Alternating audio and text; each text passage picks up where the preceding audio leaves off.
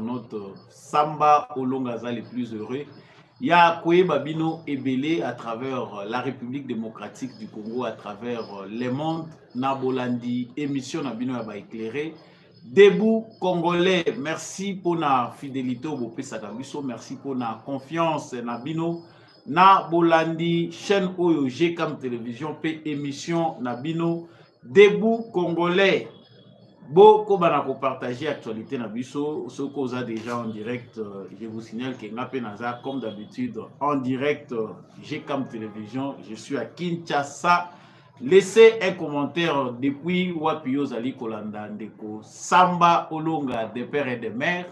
Partagez les lives, dites-nous aux Ali, Wazalendo Topé Fardese Namotema depuis Wapi na République démocratique du Congo.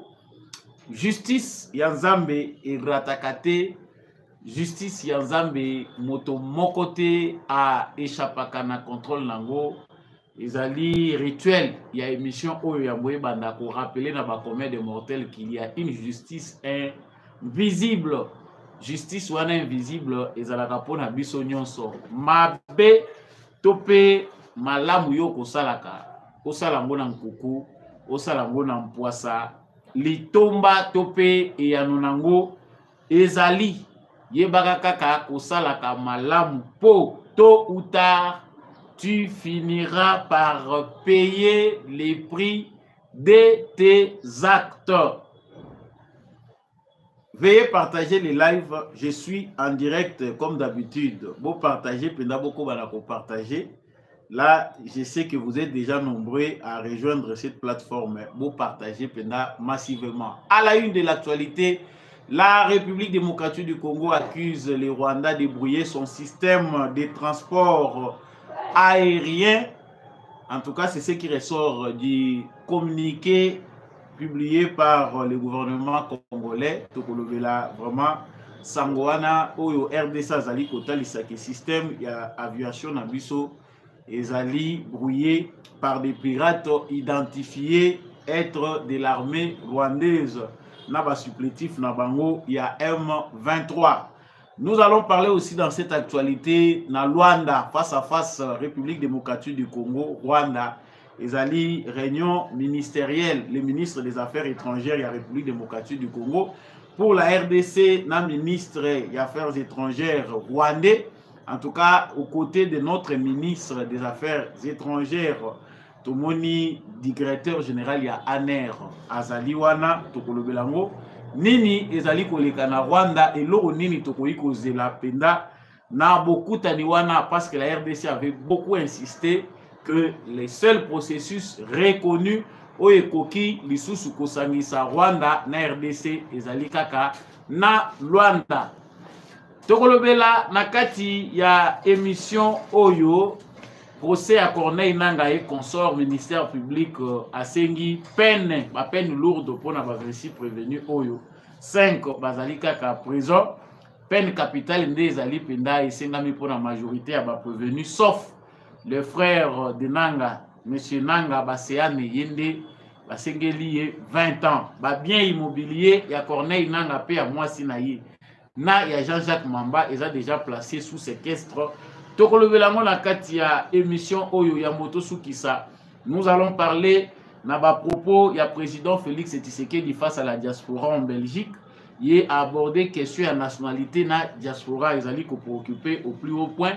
Est-ce que Sengeli que ba Congolais Oyo, bazali kokoma ba Congolais, ba zwa n'importe quel poste, ba fonction, nyonso bango balingi na kati ya mboka.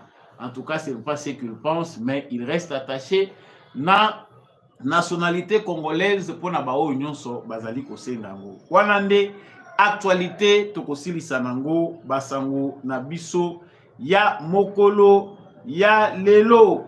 Merci Nabandeko Nyonso Bozali pour rejoindre Bisso en direct sur Gcam Télévision. Veuillez liker et partager l'actualité. Je vous signale que je suis en direct. Bato Bozolu la Mouniere, merci beaucoup. Mouniere Ezakaka état d'esprit, ya motozo partager. Nabino Lelo Mouniere Ezebele. Ceux qui posent à Moussou Bakisi Kaka, Mouniere Ezalaka Ndenge Ezalaka. Merci à vous. Merci de partager l'actualité avec GCAM Télévision. Veuillez partager s'il vous plaît. Ndengenga pe nazali kosala partage, faites-les dans vos groupes WhatsApp pour partager l'actualité pour actualité zonga kasimate et zongo kendende liboso. Donc ce qu'on a en direct, sala lokola ngai, kabola penda actualité dans 5 groupes, 6 groupes WhatsApp. En tout cas, ils sala nga malamu que tozali ko partager na ba voisins pour bango pe bazala éclairer. Voilà. Nazongi na actualité na biso ndenge na silaki ko annoncer yango na sommaire communiqué moko ya République démocratique du Congo ezali ko mentionner Rwanda, ko accuser Rwanda que azali à la base ya brouillage ya système ya transport aérien na ye. Donc la République démocratique du Congo accuse les Rwandais de brouiller les systèmes d'aviation aérien.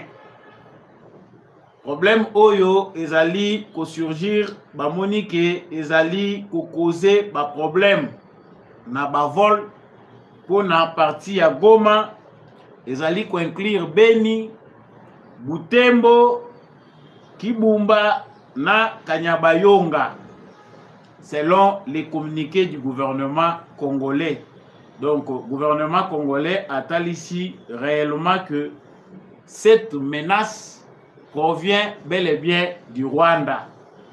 Mais en bango bazali kotalisa na opinion nationale et internationale mabe oyo Rwanda azali kosala. Pour ceux qui ont l'habitude de suivre l'actualité, vous voyez que ezali sikawate nde likambo ebandi.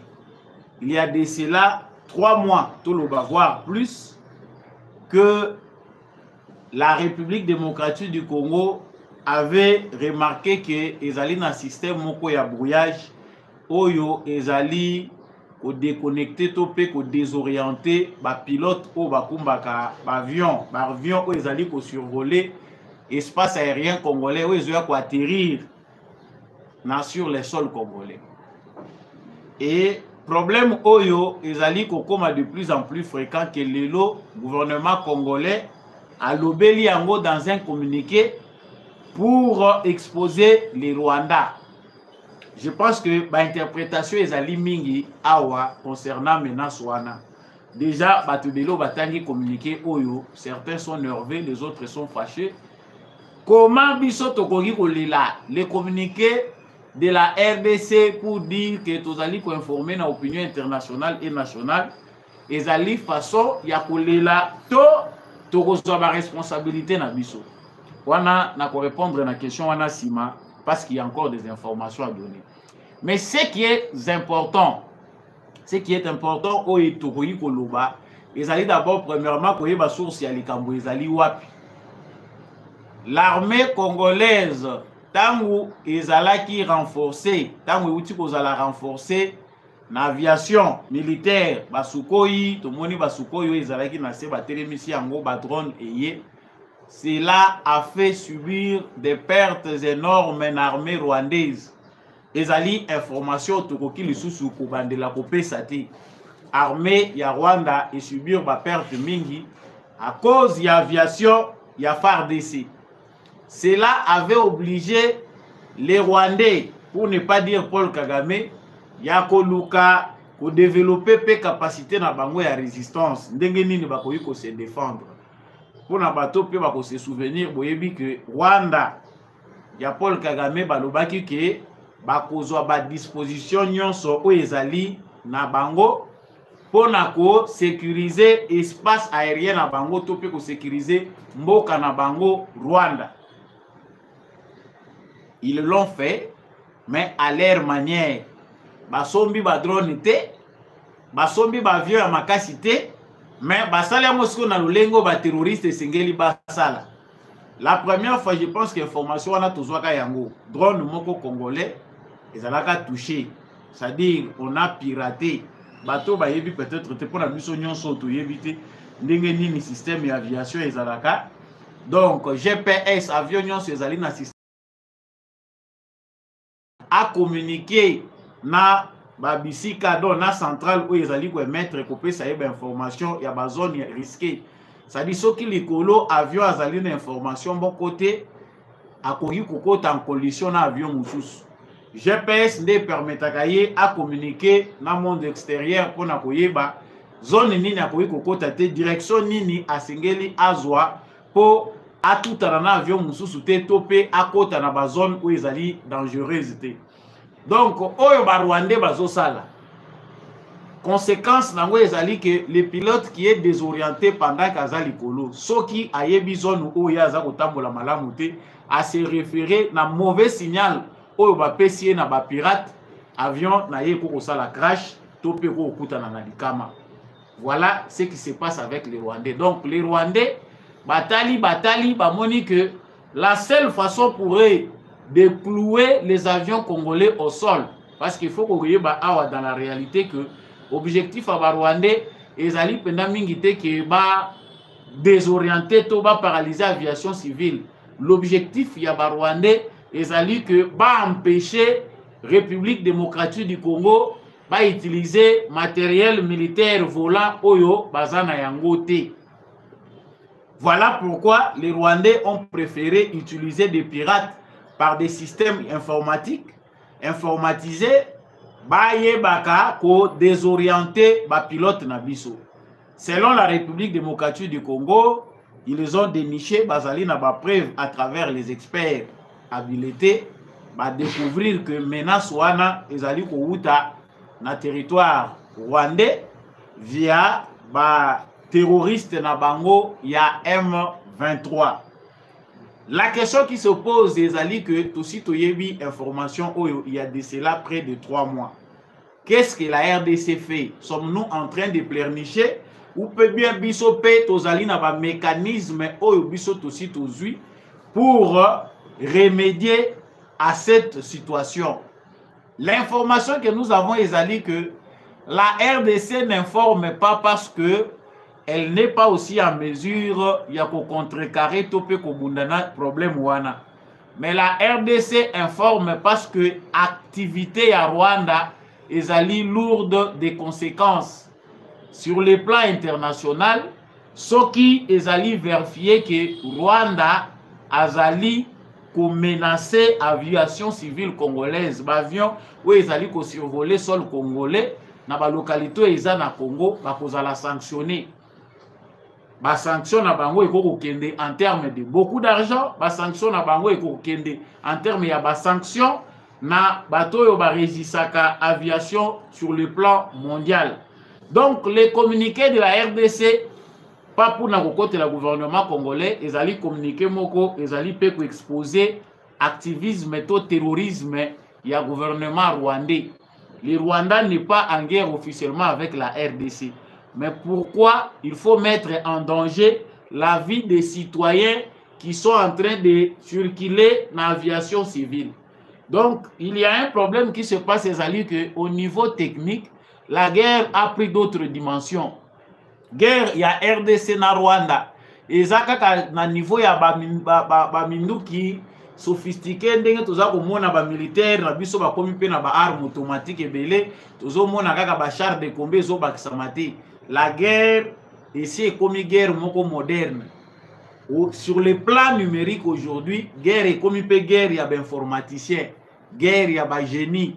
C'est-à-dire, pour le Rwanda, baza capable même les lots, menace oyo Russie a représenté la Russie est capable de pirater les systèmes informatiques de beaucoup de pays européens, peut paralyser l'activité et belé. Donc la guerre aujourd'hui au XXIe siècle, ce qui est la 3e guerre mondiale est la guerre la plus rapide que le monde n'a jamais connue. À cause il y a développement, il y a la technologie, il y a information, il y a communication. Donc c'est ce niveau-là exploité par les systèmes de renseignement, il y a Rwandais pour déstabiliser la République démocratique du Congo. L'information que nous avons, à moins que cela change, c'est que les Congolais aussi ont tout intérêt, et ça s'est fait déjà, d'engager des gens oyo bazali na maîtrise il y a un système wana système informatique il est capable même pour certaines armes ba comme c'est le binongo ba jouer c'est-à-dire bosombi na bino bayibi kaka ba numéro nango batali ndenge nini ezali ko fonctionner baklouer yango au sol, c'est-à-dire comme nango ba jouer.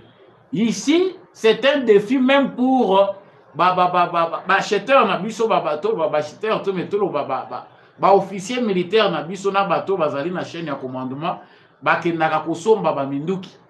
Il faut baye ba minduki nini bozokende kosomba, ba drone nini bozokende kosomba, vérifier toutes les informations en amont, ce qui au départ, kozala na ba information nyonso, parce que otali pe même ba chinois, otali même bateau baza koteka minduki, baza na jewana po muto azo fabriquer munduki, azo fabriquer pe antibal.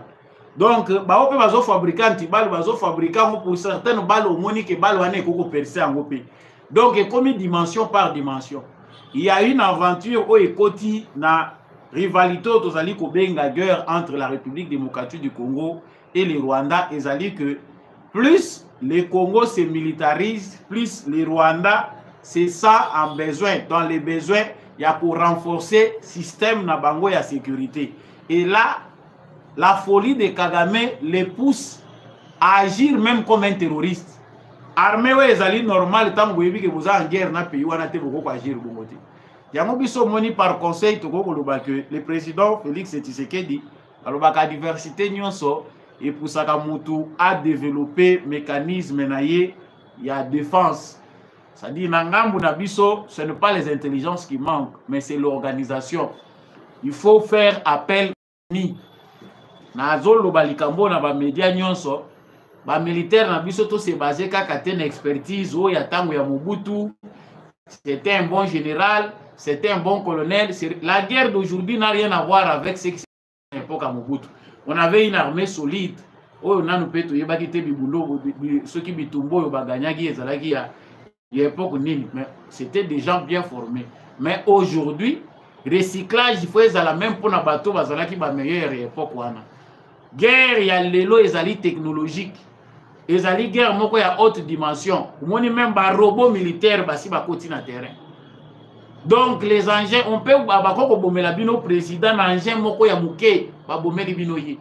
Mettons il faut mutualiser les forces, faire appel aux jeunes gens, créer une structure spéciale. Tout c'est basé kaka na génie militaire ya pamba mais il faut une entreprise militaire sérieuse qui met en compétition les génies congolais. Tozangi mbongo te pona kosala yango. Au lieu de gaspiller beaucoup d'argent pour acheter des armes, Moussou se risquer clouer na mabele et vendre nango esala ka musala mokote. Il faut mettre ces jeunes congolais qui ont toutes les possibilités en compétition. Bo associer bango na batu oyo baza déjà capable. Bazangi na bango te. Ba coréen baza, ba chinois baza, soki bobengi bango na association ba expertise bokomona ke ba congolais baza très intelligent. Et là on a remarqué na moni zo ozanga biso pa ba congolais sagesse et habitat qui biso tenza makomi ko sunga biso malembe sous l'ère Tshisekedi pour tout renouer na sagesse. Mais mingi toza intelligent mais intelligence na biso ezali kozala ko permettre biso te ke to sangana bolingo soki ezate intelligence et servaka mutu na eloko moko te. Donc cette question de brouillage, il y a système, il y a transport aérien, ezali déjà en passe d'être résolu. Mais l'exposé, il y a gouvernement congolais, ezali pona komema Rwanda, donc na procès au Tchabango devant justice internationale par rapport à acte bango bazali opposé et c'est le plus mieux oyo bagoyi ko sala. Donc pour les restes les alliés défaillance et armée na bisoté, le ko la ba attaquer bango, il travaille aussi. Il y a une riposte dans ça. Mais riposte wana est tardé peu mingité parce que à l'issue ba négociation ekoyi ko ya kolanda awa ekoyi ko risquer pesa la nango makambo mususu. Donc il faut aller rapidement. Le deuxième point, c'est aussi le plus important. Et ça en lien à titre oyo bolandi po bino bolinga mingi kolanda ba titre. C'est face à face Rwanda na RDC na Luanda. Tomoni awake ezali na aventure moko et salami pendant ces mois ou encore les mois passés. Il y a soi-disant négociation moko oyo RDC a participé qui et ba négociation wana ezalaki que Rwanda na République démocratique du Congo va trouver compromis. Le gouvernement congolais n'a jamais accepté qu'il y a un autre cadre de concertation ou de discussion entre la République démocratique du Congo et le Rwanda en dehors du processus Oyo ezali na Luanda. Félix Tshisekedi a déjà mis d'une certaine manière la croix na processus ndenge ezalaki kotambolela na Nairobi. Amoni kuna ou bien peut-être que alingaki acha bango devant un fait accompli que l'affaire de Tutsi Oyo basangeli na EAC eza nango d'importance, c'était le peuple congolais a finalement raison de se méfier de l'EAC. Donc aujourd'hui, le seul processus crédible aux yeux du gouvernement congolais ou de Félix Tshisekedi, c'est celui de Luanda. Donc, awa tozali koloba wa pe moya ko tila bino ba photo ezali te, mais les réseaux sociaux ezala kamela ina kanti déjà possible moni yango. Mais awa tozali koloba lorsque ce sont des négociations claires auxquelles l'État est engagé, toujours au monde a flouté. Ils ont paraître clair. Tout le monde ministre ya Congo ya affaires étrangères. Tout le monde ministre ya Rwanda ya affaires étrangères. Ce qui est ici plus important à souligner est que la ministre des Affaires étrangères de la République démocratique du Congo est accompagnée, il y a directeur, administrateur général, il y a ANER, Agence nationale de renseignement. Prudence et maire de sûreté. Là, on pense que le président Tshisekedi a compris que moni défaut monene oyo ba envoyé na biso na banani musu baza okende nango, ils ne sont pas beaucoup renseignés. Akei batindi na makambo mais akomi kuna boye ba piéger ye pour babimisa aventure mususu oyo ça n'a rien à voir avec ce que le président attend ou le gouvernement ou encore le peuple congolais. Cette fois-ci, la ministre des Affaires étrangères s'est fait accompagner par l'administrateur de l'ANER. Wana izapenda likofi bakangi na sima bazolanda ye nango. Donc moindre bitumba a s'effacer parce que guerre munene oyo Kagame aza nango ya kolekisela ngo Tshisekedi tango na ce qu'on peut appeler échange ou des discussions ou encore négociations selon les termes sur le plan international, ezali ya kolekisela Tshisekedi tango à travers ba service à renseignement. Donc chaque fois que Tshisekedi envoie des délégations, Kagame a piégé la délégation wana na ba renseignement. C'est que nos délégations ont une défaillance de renseignement. Tokei tozala loger na hôtel tel, umoni basali bino eloko moko ba tourner bino en bourrique. Ndenge basali tata oyo ba uti kolongola musala awawa. Monsieur Jean Bosco oyo baala. Voilà. Akei makambo mususu oyo asegelaki ordre de mission. Soki pa liembongo. Wa biso ezalaka soki muto afute akoma ka Rwanda. Donc ici a changé déjà nationalité. Ba o nyonso ba yebaki ba wangani a ozaka suna tata te komi Rwanda. Mais quelque part, il faut s'armer. Étrangère na numéro 1 ya renseignement, monsieur Injun Kakiak. Papa na tawana oya pembe. Ezali kozala peu prudent de la part de Félix Tshisekedi parce que à vrai dire Tshisekedi ne fait que dévier les complots internationaux. Ce qui tokei nango pena la lulenge sengeli, il n'y a pas un argument solide. Oyo ekoki kovandisa lisusu mais ça moko Tshisekedi na Kagame. Mais parce que sur le plan diplomatique, on évite souvent d'être seul. Donc Tshisekedi a kokite kobo ya mokili mobimba se retrouver yemoko, c'est être en étau. Wana opesi bango raison, basa la bino du n'importe quoi. Donc il faut toujours trouver un moyen pour échapper aux critiques na complot international. Yango moni ceux qui balobi processus au moni Tshisekedi a continuer pour frayer chemin pour garder contact na ba membre ya communauté internationale tout en sachant que nous sommes victimes d'un complot. Et le nini bakeyi ko luka na Luanda bande ko musu ba ko bosana na Luanda l'année passée il y avait déjà un agenda pour Kagame. Après ça qui raison à lobby il y a des réfugiés congolais au Rwanda. oyo bazali ko se sentir te en sécurité. Bango nde mutu bazali à la base de l'activisme ya mouvement M23. Il y a des Congolais touti oyo bakimi bazali ebele na Rwanda, bazali na Uganda, il faut bazonga na mboka na bango. Ceux qui sont aussi au Congo sont menacés, bazali terrorisés. Yango nde ekoki kosala ke ezala problème. Tshisekedi amoni yango eza argument oyo ezali pris en compte même par les organisations internationales. HCR azali kolandela yango. Bamoni que oui, quelque part ceux qui puissent continuer à tenir le langage que les Rwandais rentrer chez eux, tout un problème. Les problèmes sont déjà résolus. Bon, nous sommes d'accord. Qui sont les Rwandais qui sont chez vous, les Congolais qui sont chez vous? Au Bazali, ceux qui c'est en quelques mille ou 80 000. Mais que les HCR fait les contrôles. 200 000 Rwandais vivent sur le sol congolais. Au Baza bien répertorié. Oyo ba yebani bakotaki na voie légale. Parce que oyo bakoti na infiltration na ndenge na bango. Bakoti na madusu oyo ezaka polele na mboka na biso un peu plus clair. Wana bakota na bango ba musutu lobaka na bango lingalawa sur les bases administratives ezate oyo koyi kotalisa ke muto oyo azui nationalité congolaise. Donc Kagame nous a piégé. Argument na yo au niveau international ezalaka que batu oyo bazali menacé, ethnie moko eza menacé na Congo. Il y a créé des problèmes et associé à cela les FDLR. C'est les raisons simples et claires pour expliquer na Congolais et ça là que Félix Tshisekedi a continué pour accepter qu'il y ait des échanges.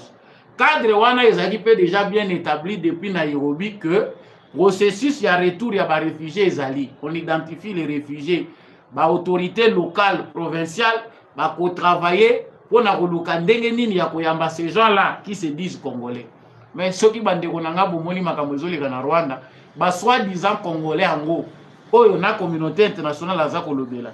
HCR à répertoria, ils sont là-bas, on dirait bana ya Kagame. Baza ko pesa Tshisekedi ba ordre. Omoni bango ndenge ba lateli. C'est comme un mouvement organisé, basi ba former bango, batindi bango sikoyo bokende. Tshisekedi appelle Sabino, vous êtes dans les droits, c'est votre pays. Nous avons un problème, mais pour dévier ces problèmes-là, il faut aussi être préparé. Et moi, j'encourage le président Félix Tshisekedi dans le sens que Azali peut d'ailleurs kolobela likambongo, mais il faut déjà, na niveau ya biso na ngambo na biso toye bandenge nini tokoki kosala. Depuis les dialogues intercongolais, oyo débouchaki na accord global et inclusif, cette question des Rwandais avait déjà été résolue. Pour éviter oyo euta et salema na Balkan kuna et même terme oyo balkanisation, il faut considérer la question touti avec beaucoup de stratégies. Yango omonaka ke gouvernement ya Congo a yambaka likambo ya batuti. Donc il y a des Congolais d'origine rwandaise, des rwandophones oyo bakoma déjà ba Congolais. Mais il faut ces gens-là bien les identifier bango nyonso. Comme Bazali ko représenter problème moko d'ordre stratégique et que Bazali na katia ba institution mais Bazali na problème question moko lié na loyauté. Système na biso ya renseignement, il faut contrôler batouana nyonso. Mon côté il faut échapper na contrôle wana. Comment faire pour que ces gens-là ne soient pas ndenge salemaka na époque ya Baïtien Tshisekedi batouana bakoyi ko vivre na frontière té. Lokola Bazali ko poser problème entre Rwanda na biso bakoki kozala jamais na frontière la population wana. Il faut trouver une solution pour ça. C'est une question oyo depuis Tshisekedi na nukuta botamite question wana déjà ezalaki. Question tozali kolobela sika. Donc là-bas Rwanda bisika bazali Kagame évite beaucoup ces circuits là parce qu'il y a des circuits moko très direct oyo eko exposé yi. Kuna na Rwanda bazali kolobela M23. Mais les représentants connus, Oyo Bazali Komona, il y a M23 et Zali Kagame. On parle d'un mouvement terroriste. Mais Moutoyo a quoi représenter un mouvement terroriste, Azali membre du gouvernement. Si ce n'est pas Kagame, c'est un membre de son gouvernement. Félix Tshisekedi a déjà gagné une bataille dans ce sens-là. Moutoumon côté sur le plan international, la Koki Kolobalelo que les M23, c'est un mouvement où ils allaient lier à l'affaire interne à Congo. Chaque fois qu'on discute, on parle des M23 au niveau international. C'est Kagame qui représente les M23. Donc, côté wana Tshisekedi alingi lisusu te kozongi la débat wana, on en parle autrement. Oyo bazali kosala na Luanda pour chuter, ezali nango détour. Les vrais combats et les Américains et les Français le savent. Kagame doit partir.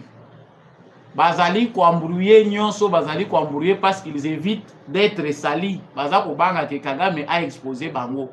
Azana ba secret ya nyonso basala kina bango, il est prêt à tout déverser sur la place publique. Et pour éviter que asala bango bozoba, bazali ko souffler les chauds et les froids. Tantôt on les condamne, tantôt récupérer les militaires nayo, tantôt c'est le modèle d'organisation. Dès que moni Macron, oyo auti ko surprendre biso. Bon, pour nous autres ce n'est pas une surprise. Tout moni cérémonie moko diabolique, satanique. À la place d'une belle cérémonie des Jeux Olympiques, on a vu ce que les mondialistes, ce que les satanistes veulent présenter au monde. Bango balingi va présenter biso monde dans sens na bango. Babo ma famille, famille est comme artificielle. Il y a bazu papa, maman, ba comme ici en famille réelle. Cette démonstration là, il a ici que tous en guerre spirituellement et physiquement. Guerre pour l'éducation à banana biso. Guerre pour la makambo ebele. Aujourd'hui, ça ne sera pas facile avec certaines valeurs, avec de certaines convictions par rapport à Ndengo Yebelinza Menayo.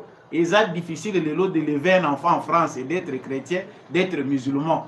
Ça devient très compliqué avec l'ordre de Macron et de Biden et les autres. Oyo, Bazali na ba secte na bango. C'est pour dire que aujourd'hui, le monde est confronté à des difficultés que des dictateurs vont partir. Kagame, Tshisekedi a sa silicier mayeli. Manœuvre nyonso Kagame a commis kosala ezali de nature à faire passer le temps, gagner le temps, juste seulement le temps pour continuer kosala na pouvoir. Mais lui-même sait que au sommet du monde, nazana raison ngana ko kopesa lisusu te face à Félix Tshisekedi. Donc il faut voir les choses dans ce sens. Félicitations à président Félix Tshisekedi pour avoir compris la manœuvre qui fait que la plupart des négociateurs congolais vont se faire piéger quand bazo kendaka en face à Rwanda. Biso ba politicien na biso bazana légèreté à makasi, mais na ba dossier sensible ya mboka avant que débat tinda yo comme délégué représentant ya mboka, il faut service à renseignement yeba yo malabu. Est-ce que tu ne peux pas trahir? Ça se passe à niveau de service et de renseignement. Tout le monde peut devenir politicien et puis on lui confie une tâche, une responsabilité d'État. A komi kuna ba teli kaka mwasi alangwe na yemba la moko esili mboka pe eke na ngwa vrai dossier eke. C'est compliqué. Ndeko moko pona ko parachever wana ndeko moko apesi ngai information moko, ça m'a fait pleurer. Un monsieur, je préfère taire son nom, parmi les conseillers à président Azasoki collaborateur Azanani, fiché na kati ya flash disk. Oyo ya ba mouvement ya ba troupe. Juste prendre des jeunes militaires bazana kitona comme mabango va se retrouver na est na position moko X. Mais ce monsieur-là se retrouve avec ces flash disques-là, avec toutes les informations. Wapi na Goma. A se retrouver à l'alina mwasi, soki mwasi andumba, ba yibiye flash disque wana. Bake nango. Cette femme-là est partie, na carte bancaire na ye, na flash disque wana. Donc il a fallu qu'intervention ya renseignement militaire. A kimi mbangwa ya wa renseignement militaire ye kolandela. Bake kokanga mwasi wana na frontière ya Uganda. Na flash disque. Na carte bancaire. So qui a pendaki na banque te pour a retirer mbongo mbele balingaki bazwa trace te ya place balingaki ba découvrir. Voilà la légèreté avec laquelle certains acteurs clés oyo bazali ko entourer Félix Tshisekedi na moment moko très sensible baza ko zwana bango mboka makambo mboka na masiki. Tuko yebisa ngai basi ba yebi yo bongo ke chaque fois okendaka soko kwei na hotel wana okei na ordre de mission makambo ke na mweza sensible o se retrouva kana mwasi moko ya ndumba na hotel moko boye ko boma yo eza facile ko repérer ko zwa information eza facile que le président de la République fasse ça à chaque moment où il s'agit de Rwanda. Oh, basengi ke, oh, numéro tel, moutounini ya Congo, il faut attendre. Faites-les toujours accompagner des agents de services de renseignement. Et là, il faut sauver biso.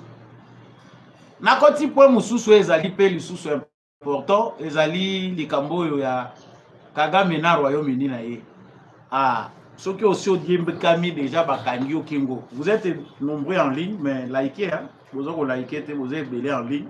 L'actualité continue. Likez, partagez les lives s'il vous plaît. Veuillez partager.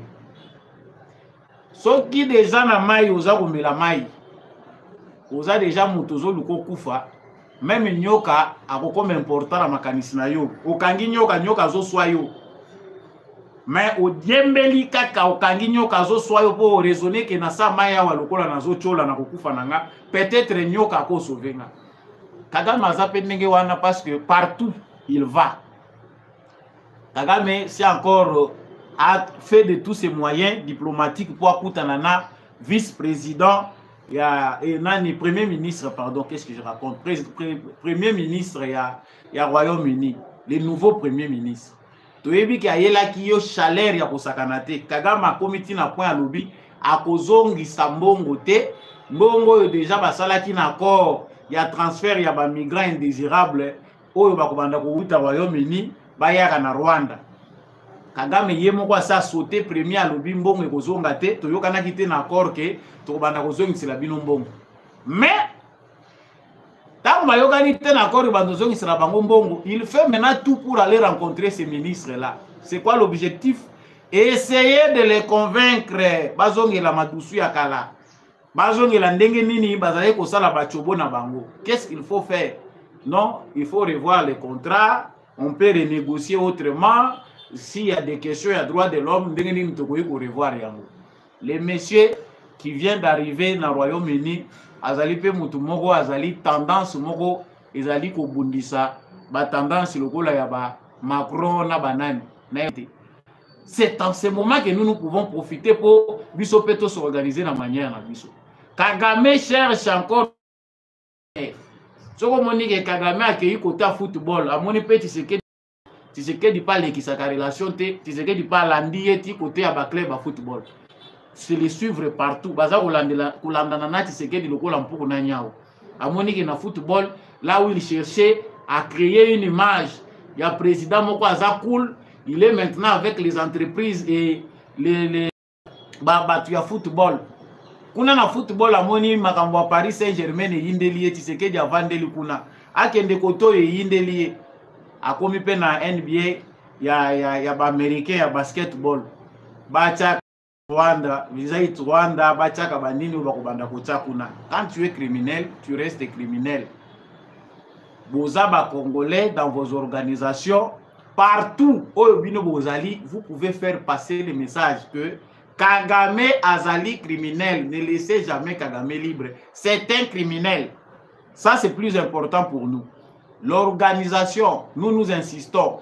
Tout ça comme à chaque fois qu'on se frotte de la réalité, actualité de Madoussou est ébélé, l'Occident est en déclin.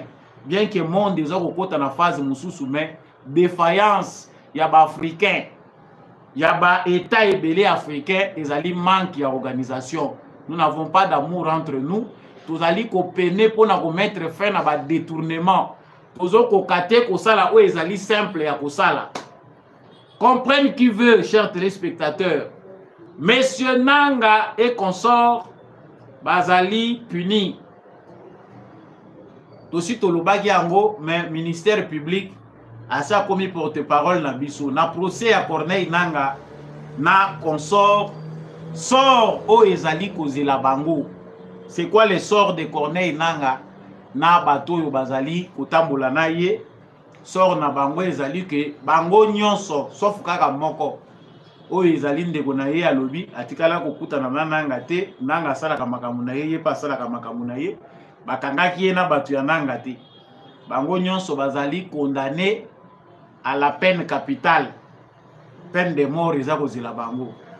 La deuxième chose ezali que monsieur Corneille Nanga na mwasi na ye na Jean-Jacques Mamba biloko na bango nyonso na Congo ici ekomi ya biso.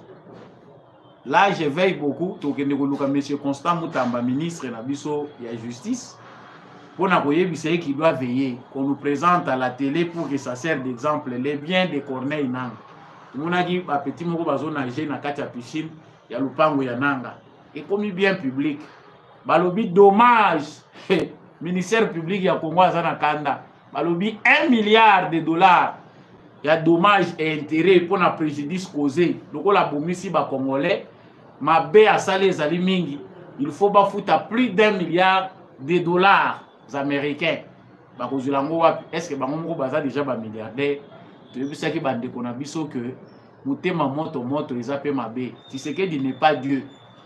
Tout ce qu'il fait n'est pas bon. Bomesana ki kolia na ndenge ya faux. Bomesani si biso pe ba congolais kolia na ndenge ya faux. Tu préfères voler, tu préfères aller rejoindre les ennemis du Congo pour Zwa. Les loges changé. Tshisekedi est faible à vos yeux. À quoi bomeli bino bakop. Mais faites attention, ne faites pas comme en 2001, en 2002, en 2003 ou en 97. Oh, kanisi ke soko kezamba ou lati ba bot. C'est facile de redevenir politicien. Ba mususu ti lelo ba congolais tant bazolo bake bo se rappelaka na histoire to lingi mingi populisme ko beta ka maboko. Rappelez-vous de l'histoire. Il y a certains politiciens tant total ka ba congolais azo beta maboko na kati ya parti politique notre lobby. Ah, peuple yo mémoire eza penda défaillante. Des partis politiques qui sont issus des mouvements rebelles. Mais les Congolais sont dedans. Les Congolais bazana kati, les Congolais ils vont. Faut tes ayanani. Yo lo bawo Tshisekedi azoko kate Tshisekedi a créé guerre te ba Congolais. Ce sont les Congolais eux-mêmes. Nous étions ici. Tshisekedi n'était pas dans la scène politique. Nous-mêmes nous avons occasionné ça. Des Congolais qui ardèrent au RCD. Na okende musika même pour parler du MLC. Balobi no bakendaki pour babundisa Kabila. Surtout tolobito kundola mabe eza makasi. Mais peuple congolais eza peuple moko oyo bato bazali ko finga d'avoir une mémoire courte.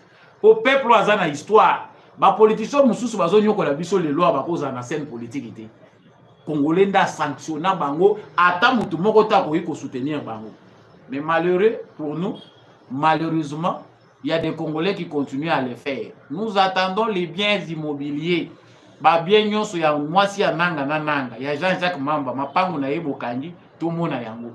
Et puis eloko munene tozali kozela de la part ya ministère na biso ya justice ezali plainte contre Kagame. Cette plainte là doit être accompagnée avec aussi la liste de tous les Congolais qui sont jugés et condamnés par l'État congolais.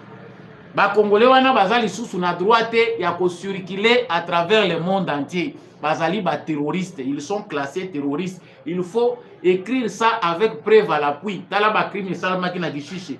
Tala ba crime ya place tel. Tala ba crime o ezali documenté par les Nations Unies na ba experts na bango. Ba crime o nyonso esali que les Congolais oyo ba s'attacher na Kagame biso moko to sanctionner bango. Nous ne voulons pas voir des pays membres des Nations Unies héberger ces terroristes dans leur pays. Ba pays wana to classer bango pe comme il s'est entretenu comme d'habitude avant na lo bango il faut pena tout aborder ba balobi causerie morale oyo président beta kango ka soka ki libanda président asolulaka bien a se libérer kaka soki azali banda face à la diaspora ne toyoka ka président azoloba est-ce que ça la paix pas si comme président yemoko beta lisolo wana en état à l'intérieur du pays wana ezaka mutuna batuni nga pe na tambwisi yango na komisa ngo likolo eza zuwa te ya bato ya diaspora. Président Félix Tshisekedi a abordé question moko capital. Question wana nde ekozala pe à l'ordre du jour. Même si les Congolais attendent le pain, les Congolais attendent la paix, mais il y a des questions importantes liées na gestion na biso ya makambo etali nationalité, double nationalité, makambo ya changement constitutionnel ou révision constitutionnelle. Ils allaient des questions importantes où les Congolais se pencher parce que notre avenir en dépend. Les réformes politiques, les réformes, l'administration, il y a un cannabiso, ils allaient dépendre de l'importance au biso de couper ça, la question ya changement constitutionnel. Tshisekedi Félix Alobi, il y a une double nationalité, il y a un problème, il y a une question, il faut que le bélango. Il y a un problème, comme d'autres Congolais, parce que biso peut toujours avoir nationalité à battre. les Chinois peuvent devenir Congolais, les Indiens comme Congolais, les Warawo, les West Africains, comme déjà Congolais, les 20 ans, 30 ans dans notre pays. En tout cas, ils ont mérité les Congolais et puis ils ont une identité congolaise. Mais la question primordiale, le président comme des pères et des mères, est-ce que Batouana est d'accord qu'il va occuper certaines fonctions clés? Il y a des institutions à Bisso. Tout de suite, comme la même longueur d'onde. Et ça possible. Le président va rejoindre Noël Tchani. C'est déjà maintenant clair. Cette question, il faut la résoudre. Traîtrise et l'équimi.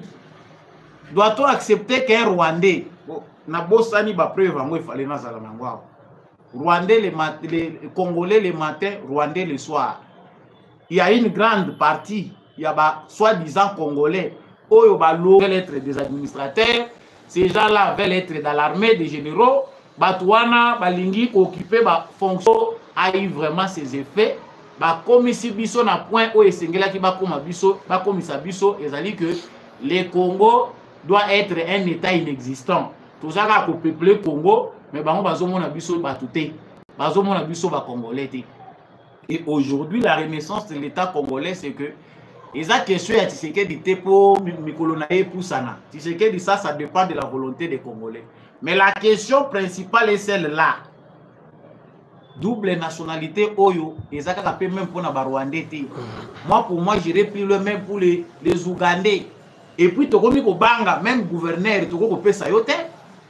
Soit tu moni makambo Rwandais, basali biswawa, même kozala kaka gouverneur, et ça possibilité tu lingangote, parce que kozala pe gouverneur, ils allaient poser mon clé. Tu comme un point où bamindele basi bakomi, parce que certains veulent comparer. Oh, moni na États-Unis, tel azalaki boye, bakomi président. Ce sont des États stables. Basi bafandi si ba système na bango renseignement bafandi si nyonso Obama yeyo, fils d'un noir.